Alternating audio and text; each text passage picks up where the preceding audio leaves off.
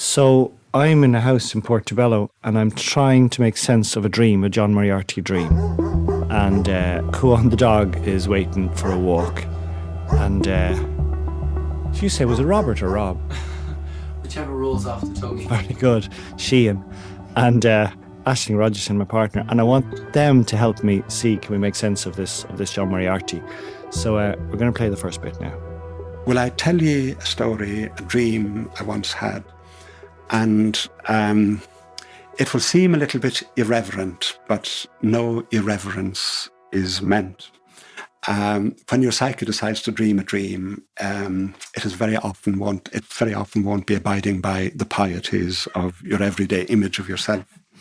So in this dream, I'm walking down Charing Cross Road, and instead of going on down to the galleries, I find myself turning into Old Compton Street, which is the red light area of London. It was in those days when I was a young man. And as I walk down Old Compton Street, I see on the far side of the street a striptease club. And I wait for a break in the traffic, and I find myself crossing the street and going into the striptease club because that's a place I've already been in quite a few times. And when I go in, when I just cross the threshold, I am charmed. Now, I'm using the word charm in the Elizabethan sense. I am charmed in a state of total wonder, wonderful wonder. I'm in a state of wondering because instead of all the lurid advertisements and all the promises that will be had if you pay at the counter and go upstairs, or go downstairs, there is a most wonderful, unearthly light in the place. And I see that the place is full. There are lots of windows, and they're lovely windows. And the big, huge floor space is covered in rack after rack after rack of clothes. And the clothes are bright beachwear almost. And what has me astonished looking at them is that they're unisexual. I'm in a state of total wonder that these clothes are unisexual. And I leave, and I'm in the charm of what I've seen. So, that's the first bit of it. The dream, I've broken it up, trying to make sense of it. But do you have any reaction to any of that? Where do you begin? It's interesting. You start with the rhythm of how he speaks, which is it's wonderful. There's a great kind of Gaelic rhythm, sort of Gaelic brain brings that rhythm to the English language, which I love. I find it very funny, actually, weirdly, even though he's not saying anything particularly funny. The rhythm of it makes me laugh. Do you know what I mean? It's a bit like drill music in that way. Drill music always makes me laugh. And then, what popped out that time as well was that he said he'd have a dream about going to the strip club in the West End of London, which he'd already been in many times. Yeah, in his dream or in real life? That's what I was wondering. I'd bet a shiny shilling it was probably in real life. Yeah. Going back there in the dream world. Such a vivid memory of a dream, every feeling, not just what's in front of him, but how he felt about it and everything. He's all committed to his memory. You haven't seen, this is only the first part, his memory. I had the same, I heard this first in Iceland and just a few weeks ago, and I didn't know what to do with it. Oh, this Kuan's come down again. Kuan the dog is very anxious to walk with us. I just thought, is this an old Kerry man, as you said, in a sort of, the red light district. And what did he say? He got so excited because the clothes were... Yeah, the irony was that he walks into a strip club and all he can see are racks of clothes. They weren't trans, they were unisexual. Yeah, we'll go on. And they were beachwear. Yeah, he speaks first about he said unearthly light. Unearthly light? Unearthly. Like a kind of heavenly light, do you reckon? Yeah. And I'm walking down Old Compton Street, and of course, I don't come from North Kerry, from a small farm, for nothing. I find that as I'm walking down, in the middle of the day, walking down Old Compton Street, no one taking too much notice of me, I'm carrying a 4-pronged manure fork in my hand. It isn't a rolled umbrella now, like a man from the city that I'm carrying. And not only that, there are scales of cow dung on the manure fork, and they're kind of dry cow dung, But if you're a countryman, you're a countryman, and sure, you might as well be a countryman in the city as well as be a countryman in the country. So down I'm walking anyway, and I cross out of Compton Street into Wardour Street, and then suddenly I'm in an 18th century park.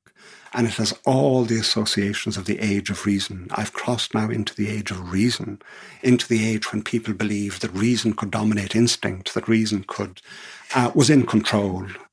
And the 18th century park is the perfect metaphor for we have dominated nature, we've domesticated nature, nature serving humanity.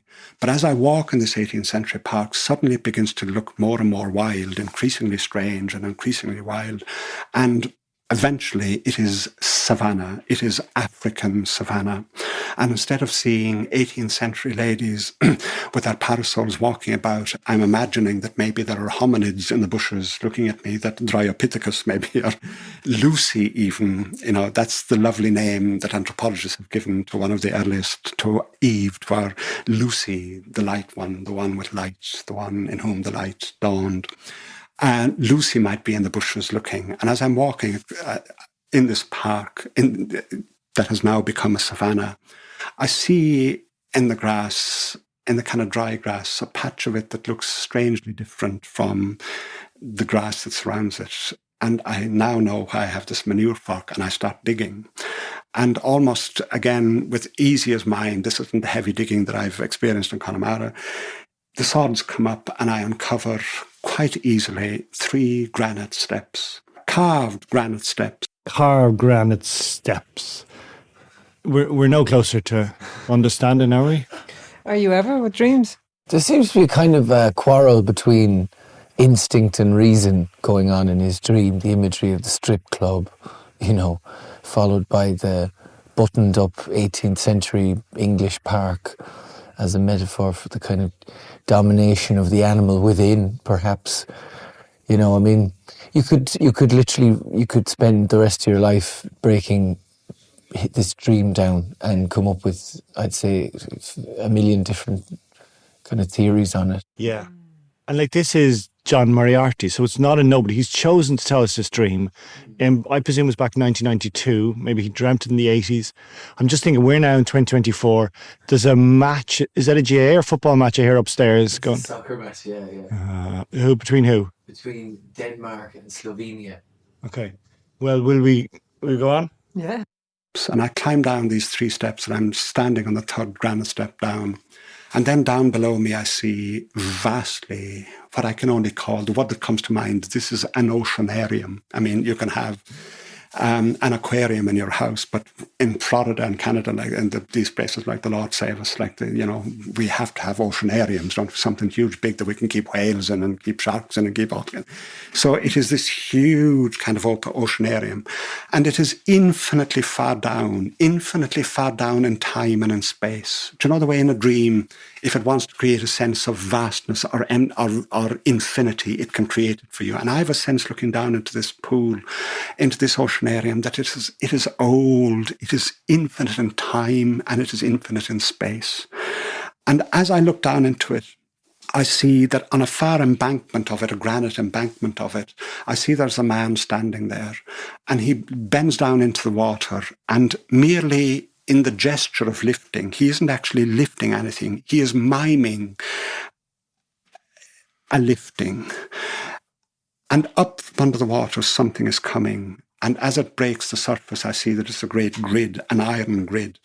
And this thing swings up as if on hinges and back into the embankment I'm standing on. It swings all the way up and back, and it becomes embedded almost in the embankment I'm standing on. I'm still on the 3rd step looking down. And then I see a wonderful boiling in the water. And there's a great tangle of animals and beasts coming up. And as they break surface, I see that there's a great Ouroboros, or a great snake form draped across them all, undulating upwards into visibility and downwards into invisibility, and upwards again into visibility and downwards. And it is draped across them all. And when I see this thing, I think, Christ, everything is in the snake form. I mean, there are tundras under his skin, there are tigers under his skin. the Permian forests are under its skin. The ancient tundras of the Paleozoic are under its skin. Everything that ever was on the earth is under the skin of this marvelous, colourful, wonderful, colourful serpent, snake form. That's why I called you in. Like, what do you do? What do you do with this? That one just became way more vivid. I don't know about you, but I started to really see that in that, see the colours and the kind of magic of it. Yeah, it's beautiful sort of.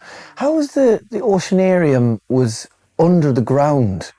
So he'd gone down 3 or 4 steps and then had reached a kind of like an embankment, an abutment of ground in front of him, and then underneath that was a vast ocean under the ground kind of thing.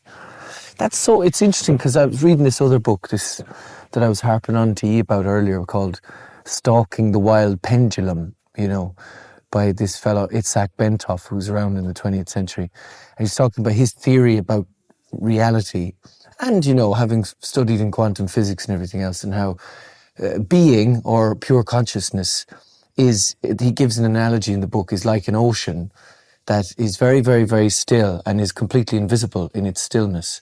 And it only becomes physical, this reality of ours, by virtue of its movement on the surface. But otherwise you wouldn't know, you wouldn't be able to see it, But it's just the ripples, the little wave packets, little quantum wave packets that go across its surface become our reality.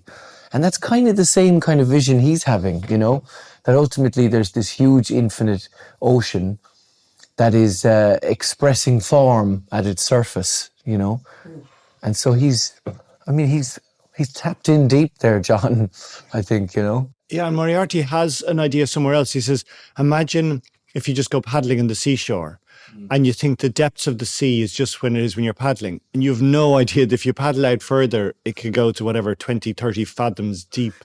Isn't there something about interpreting that in a way, like when you're looking into a body of water, it's just about reflection. It's about reflecting everything back onto yourself. So everything that he is seeing is all within him. He's having a sort of the same experience as the strip club, but in a slightly different form. And I think you haven't heard the previous programs of these that I made, but he's obsessed with reflection. When he's in Connemara, he imagines the mountains of Connemara reflected in the lakes of Connemara. And so you don't know which is real. Is the reflection in the mountain, in the lake real of the mountain, or is it the real lake? And I'm finally understanding Silver Branch thinking, which is his concept, which I never did.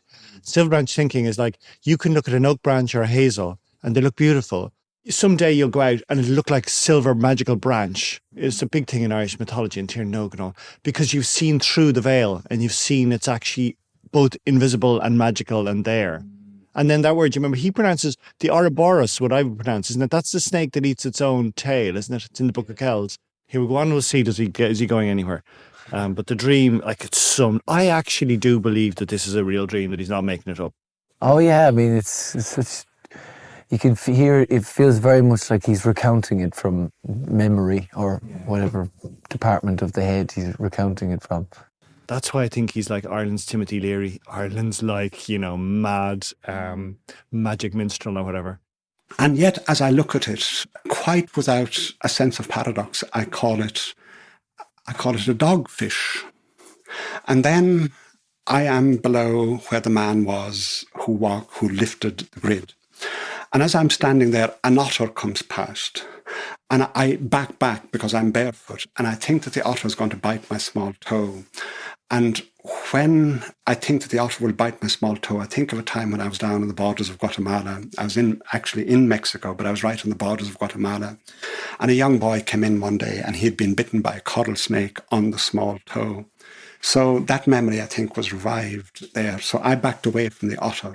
And then suddenly again and instantaneously, I was sitting in the water, sitting in this great oceanarium, just sitting there in the water. And behind me was a great Mesozoic being. And it opened its mouth as big as a canyon. And I thought, that's it. I'm going to be engulfed and swallowed by the canyon that this creature is. And I saw him backing back and getting ready to come towards me. And I didn't have to look round, even though I was looking in the opposite direction. I still knew what he was doing. And this vast animal, opening its canyon mouth, came towards me, and I was already in the valley of the shadow of death. And suddenly it veered away to the left. But then it backed back again furiously, and I saw it doing its maneuvers all over again. And I thought, this time, this is it. And again, he comes for me, the mouth canyon wide, but this time he veers away to the right.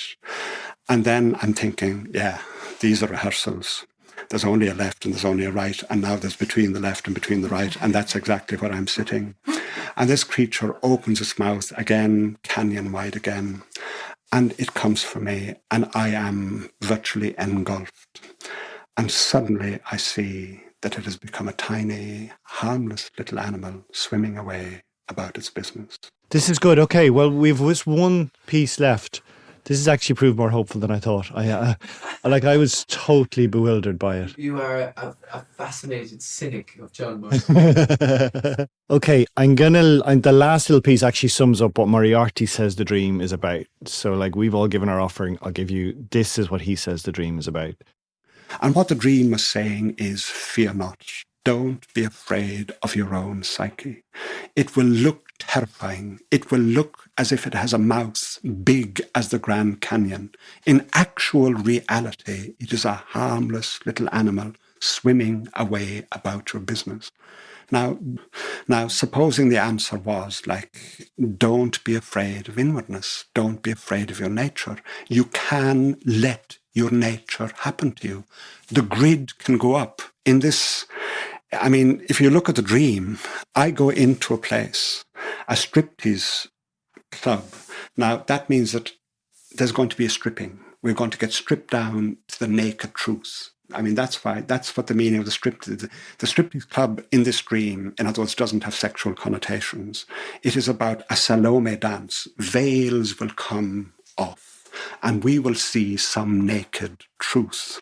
And I see that all the clothes are unisexual, so that I'm going below a level of the psyche at which the psyche lives in opposites, the opposite of good and evil, night and day, right and wrong, sanity and insanity. I've gone below that now into a place where the opposites are no longer opposites. There is no duality actually between male and female. So I'm going below the surface level of the psyche. I'm going below the truth. And then I travel through the modern city into an 18th century park, and then I go back from the 18th century park to the savannah, and then I dig, and there are 3 stone steps, and I look into the infinity of time past. So it is a journey back to the very origins, to the very beginnings of the psyche. This is what is happening in the dream. And you will notice that I say of the great animal, of the great snake form, I say that it's a dog-fish. So again, you have the union of opposites. You have the dog, which is a land animal, and the fish. They are now united. And again, when I'm down below by the pool, it is an otter that comes past. And the otter, of course, is a water animal. It is both a land animal and a water animal. So all the way in that dream, we're being told that a union of opposites have become united here. And then I sit in the water and I'm in the canyon. I've gone down Bright Angel Trail. In other words, this whole dream journey is the Bright Angel Trail. You're going down to the floor of the Grand Canyon in this dream. And the canyon doesn't swallow you. Now, that is good news, isn't it? That is good news about our nature. We can let our nature happen to us. We can let our nature happen to us. It's not going to swallow us up. Believe it, folks, that's true. We can trust our instincts, despite what anyone might have told you. Anyway, that's enough for this particular session on the couch with John Moriarty. I want to thank the great Aisling Rogerson of the Fumbly Cafe and the good Robert Sheehan of everything good. A shout out to John's dear friend Mary Hughes, who made the original audio recordings that you're hearing in these episodes. And of course, to the series producer, Ronan Coleman, who has patiently stitched it all together. Oh, and if you like the music that has subtly backgrounded this podcast, it's called Moriarty's Musings, and it was composed by Ronan. You'll find it as a standalone track on Spotify. Just search under Ronan Coleman. Now, There are only 2 episodes left in this series. That's a lot. 7 in total. Of course, there are many more Moriarty recordings, but Ronan and I committed to volunteering our time for free to make just 7 episodes and no more. We just wanted to share his wonder with you. If you want more, someone's going to have to come up with a way of funding them. In the meantime, if you're eager to delve deeper into the Bog Shaman, to share his thoughts, his ideas and instincts with others, I'd recommend the John Moriarty Institute's Facebook community. They share bite-sized quotes and passages from his writings, and often these spark conversations and further insights within the group. It's a good place to hear about upcoming events and activities in El Mundo Moriarty. Bueno, este es bastante para hoy. That is enough for today. Fágmín mar sin, let's leave it. If you want, you can hunt out episodes 6 and 7 of the series and then be done with the whole thing.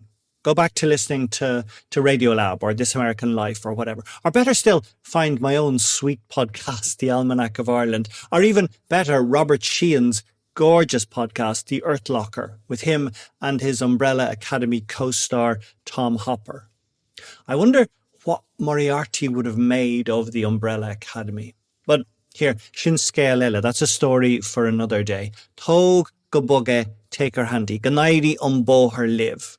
And Ganairi her live or lat doesn't mean may the road rise with you. That's just stupid. No, it means may you be successful on the road ahead. Ganairi her live.